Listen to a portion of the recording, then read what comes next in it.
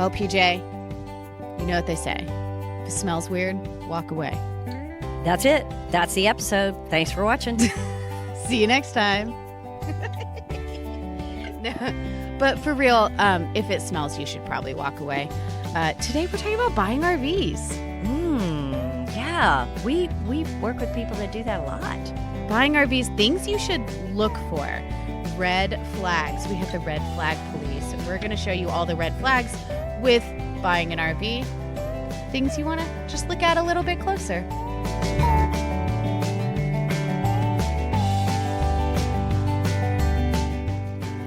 All right. So today we're talking about red flags when buying RVs. Do you know what a red flag is, Mom? It's a flag that's red. Yes. What happens when you wave it? It moves around, blows in the wind. It means beware. Oh. So is that why all those people with the hard hats and the traffic problems are yelling at me? No, we're talking about like red flags. You know, like when somebody says like, yeah, I liked that guy, but he had a lot of red flags. I haven't experienced that in a long time, but yeah, I think I get the drift. Well, things that need to draw your attention, right? Okay. So in this episode, we're going to give you some red flags to look at when you're buying an RV, but really it's just information. It's not panic, right? It's not like be scared of everything. Everybody's trying to rip you off, because that's, I don't know, that can be the sentiment sometimes. But really, this is a red flag. This is a, hey, if this is happening, you might just want to dig a little deeper and make sure everything is okay. Well, you know, there's a lot of great RVs out there, but, you know, some of them should come with a warning label. Yeah. And I feel like a lot of it is common sense. A lot of it is your gut, you know, just like feeling like, I don't think it should be making that noise. So is that your first comment that, yeah, trust your gut? Yeah, trust your gut. Just in the general feeling of things. Yeah, we're gonna give you some red flags, but let's start with one that gets people the most. This is too good to be true. Like, I'm winning the lottery, yes. right? Like, yes. I got the deal of a century. This trailer is at such a great price. I have got to snag it up. The salesperson said that a bunch of people are looking at it, so I need to buy it now, right? Mm-hmm. That's a pretty common one. I think that is. And, you know, maybe it's true. So maybe it is the deal of a century. But step back and take a look at it and be sure that it is exactly what you want and it's the deal that you want. So that doesn't necessarily mean hurry up and buy it. Because, you know, that's why auctions work. People love auctions. And very often in auctions, people pay more than they should for things. I thought auctions work because people have no impulse control. Well, exactly. Oh, like the fear of missing out, yes. right? Like this is the deal of a century. And if I don't give them all my money now, then I'm going to miss out. And then I'm going to feel awful because I missed out on something. Yes. It's being left out? Yeah. Wait, no, I just had a whole epiphany. Selling things to people is just... You don't want to feel left out? No, I don't think it's that per se, but maybe. I mean, it's that they try to create a sense of urgency of you have to buy this or, you know, somebody else is going to get this super deal. Yeah. Like I want an to auction, get that super deal. and you want to get that super deal. Now, that might be true. There are super deals out there, but that should be a red flag that you need to really consider if you're looking at them. If you are like being rushed into that deal or feeling that pressure of not wanting to lose something, the red flags that you might want to look out for is like the price. Is it just the craziest low price, right? Is the seller just rushing you to buy it right now? You need to hurry or you're going to miss out. Yeah. Another thing that I think that people don't think about a lot, and I think about this because I am the one that takes a lot of the pictures for the website. If you're looking at an RV online and there's limited pictures, like maybe there's only like, I don't know, 10 or less. Right. or they're weird, right? They're weird pictures. Weird angles. Weird or angles, far a little bit away. fuzzy. Yeah. Ask for Yeah. more pictures because that red flag doesn't necessarily mean something's wrong, but it means that you should probably inquire. Let me actually see more photos. Let me come in and see it in person first. Just trust your gut on the picture thing. Pictures are everything. Yeah. We're talking about new and used as well. Yeah. So new especially ones, with used. Yeah. But with used ones, boy, I mean, what are they not taking a picture of, right? well, you know? cameras don't have smell-o-vision, that's for sure. Right. Yeah, I'm that's still true. waiting for that day. It's 2026. Come on. Never mind. There's a lot of pictures I probably don't want to smell. Never mind. But yeah, it's just something. Can you imagine to look into. Instagram? Stop. Oh my gosh. Instagram would just smell like. Never mind. And scrolling? And scrolling. Whoa. All the smells. Oh, focus, PJ. Do I have Got to? RVs. No. You do have to because it's getting a little more humid out here. Yeah, but We have to finish okay, eventually. let's take a break. We're in this beautiful backyard. Whose beautiful backyard? You know what? It's mine. And for about 2 weeks of every year, it's fabulous back here. And very eclectic because every piece of junk that was ever interesting that my husband ever walked by came to our backyard. We have frogs. We have faces on trees. We have school bells. We have spinny things. We have massive Adirondack chairs. You have a phone booth. We have a phone Just booth. cut to the chase. Yeah. We have Dolores, our favorite mannequin, who's right now making a phone call, but tomorrow she might be somewhere else. In order to have a favorite mannequin, you have to have more than one mannequin. No, we don't. We just only brought the No, favorite one you home. It's kind of like getting married. I love that this is in the middle of the podcast, so people have to listen to it, you know? Like you skip past the intro sometimes, or you stop and fast forward. But no, it's in the middle. We're stuck with this. Well, Okay. this is what you get for podcasting in the middle of my backyard, but It's a at any pretty rate, distraction. it is a pretty distraction. And There's you no know red what? flags here. When I don't get to go camping, I just come sit out here until the summertime when it's hot and everything dies, or the wintertime when it's cold and everything dies. In between, guys, it's fabulous. I got news for you. You live in Texas. I know. That's why I said it's good for Things about are 2 dead. weeks in between winter and summer. But Let's- when we're talking about RVs, trying to figure out what you want to go look at, what makes sense, we were talking about pictures, and pictures do make all the difference. Yeah. So, And don't be afraid to ask for more pictures. Right. We have people do that all the time. You know, like I maybe missed an appliance or a corner, or I want to see how much room is in that drawer. You know, ask Yep. for more pictures. They should be fine with that. you know, a lot of dealers and a lot of private sellers, they're going to FaceTime with you if you're really interested. Oh, totally. I'm pretty far away. Hey, can we just, Yeah. get on the phone and you can show me around? Absolutely. Yeah. And that's kind of nice, not to get too weird, but Already there. sometimes a salesman or a private seller is just kind of Are you saying maybe not who you want to deal with. some people are slimy? Is that what you're Yeah. saying? When I hire people, it is so crazy that they may have this beautiful resume, and the minute I get on that video call to interview them, I am like, this is not what I expected. So we're going back to like the gut, right? The Go instinct, back to your gut. right? If your Yes. gut says your salesperson is not being honest, or being straightforward, or able to help you with what you've asked. then If yeah, you've asked for more get a new pictures and they salesperson. say no, yeah, I don't know, something's wonky.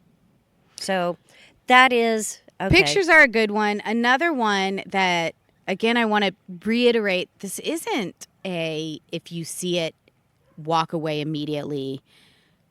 It's a dig deeper, and that's water damage.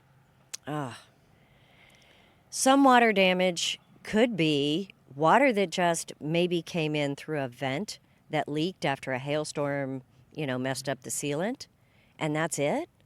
But It also might be a leak that was there for 6 months and they Right. didn't know it.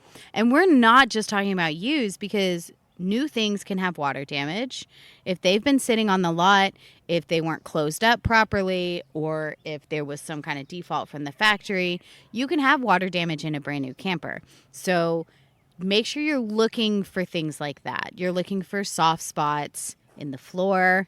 You're looking for soft spots in the walls. You're looking for any sort of lines or anything from water. And then explore it further. Oh my gosh, there's a little bit of a soft spot right here. What's going on? Because if you're looking for a great deal, that might be it. Only because for one time they had water coming in on that vent and they sealed it, they fixed it, and it stained. Then that might be the super awesome deal you've been looking for. Because who doesn't want a super awesome deal in your camper? So figure out what the water damage is, right? It could turn into a headache, or it could turn into the best deal you've ever gotten. That's because right. everybody else was too scared because it had that one line on it. That's right. Water That's damage right. can be a red flag.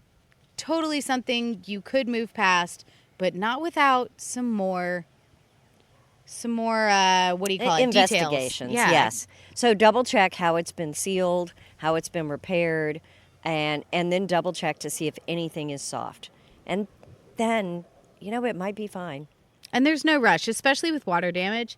If you see it, I feel like taking your time is really the best advice. Take your time. Take your time to go through it, open the cabinets, look underneath, do all those things.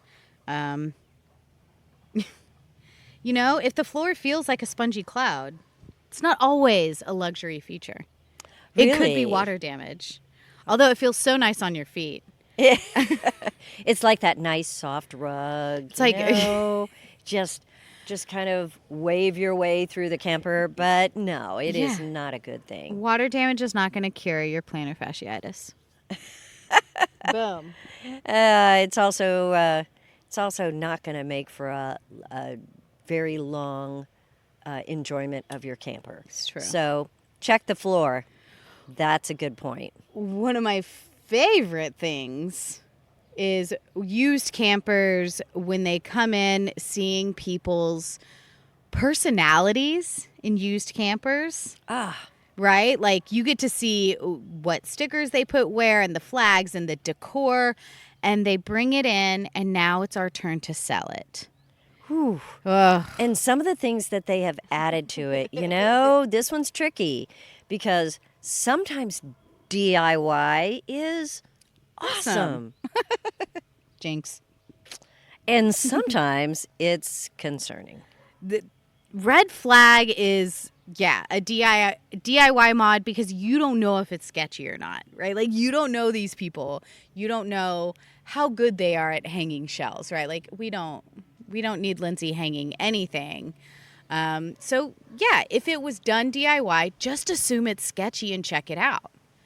Assume, and this is for pre-owned campers, obviously, but if they put a hole in the wall, check that out. Dig deeper, right? What was there? And the thing is, sometimes there's wires still sticking out because the person that traded it in says, yeah, I had a router there and somebody might want to put another router in there.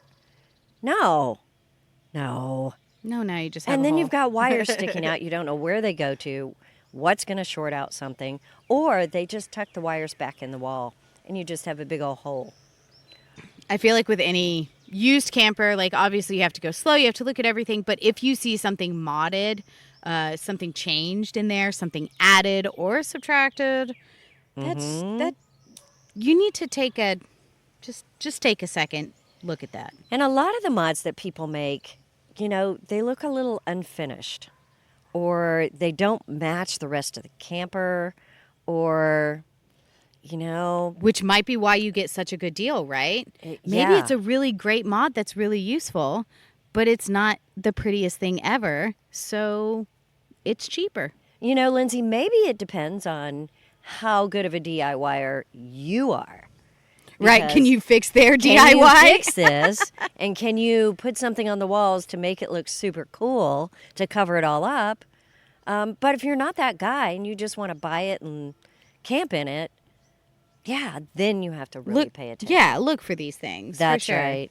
So what's the difference between buying at a dealer and buying at a private seller? Because the idea is that you always will save money buying a slightly used camper that's in awesome shape from a private seller. I mean, how do you balance that? I think it's I think it's trust. How much do you trust people, right? I mean, you're looking for the same things at a private seller versus a dealership. Mm-hmm. But the dealership is held more accountable, right? We have technicians who are trained technicians who go all the way through the camper and then show you, right? I would feel like that would be the advantage of a dealership is you know that they know what they're doing, I guess is what I'm trying to say. Mm-hmm. With a private seller, it's more personal with a private seller. You can know them. You can know how they camped in it. You know where this used trailer has been. you might even know their mods. Yeah, they can explain their mods. Right. And, I think sometimes a private seller feels a little more accountable because they're standing there and they are, They're showing they're going to you have the to thing, answer yeah. your questions on what's that. Mm-hmm.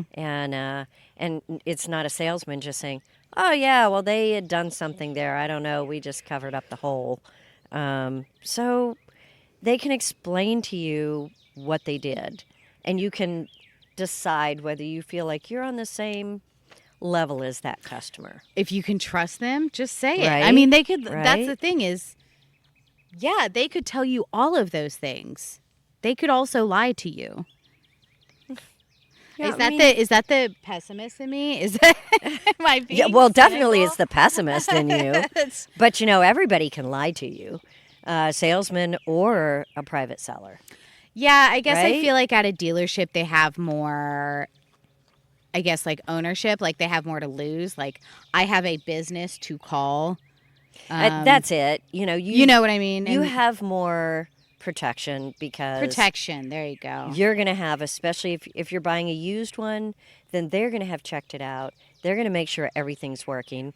And guys, if you're buying a used one from a dealership, do the same thing you would do with a private seller. Yeah. Make sure everything turns on, everything works, water comes out of the faucet and doesn't smell real bad. The tanks are clean. Run the shower. Be sure everything operates. Whether it's at a dealership or whether it's private, that's the way you make sure you're getting the deal and the experience that you expected. But at a dealership, you've got a little more leverage to go back to them and say, hey, man, took my first camping trip and it's only a week since I bought it. This water heater won't fire up. Yeah, you have someone to hold accountable, essentially. But it does feel less personal. Yeah. Maybe if you are looking for that, I loved this camper so much and I want it to go to a place that they love it as well, and that owner to owner transfer. I'm surprised how many people like that there are. Sentimental. Out there. I mean, it is. Yes, people get so many sentimental. RVers. Yes, and we have a lot of people trading them in, and they're like, "Oh, I just need to go say goodbye one Send more me time." pictures, tuck them in at And night. I'm like, "Oh, geez, it's a camper." But no, I love all it. the experiences are connected there. It's kind of like leaving a home. So I get it. So you really do have a lot more security when you're buying from a dealership. So I don't know. I don't think that necessarily means you don't buy from a private seller. I think the important thing is know what to look for and dig deeper until you actually get an answer, whether it's a private seller or a dealership, whether it's new or used. Just know what to look for. Okay, so you're looking at an RV listing. Let's build the worst possible RV listing that you can imagine. All right. Okay? The first line is always like, runs great. Well, maybe it does, And there's no photos of the outside. Ah, okay. So maybe they're all taken at night. Or there's Do you love those dark, fuzzy photos? and then there's one picture of the inside, but it still has all like they had just done a camping trip, so there's just like Stuff everywhere. And the bed's not made and it's all messed up and kitchen stuff everywhere, dirty dishes. Probably not maintained perfectly because that's just how it's been sitting. They just took the pictures. You like how it says like just needs a little TLC.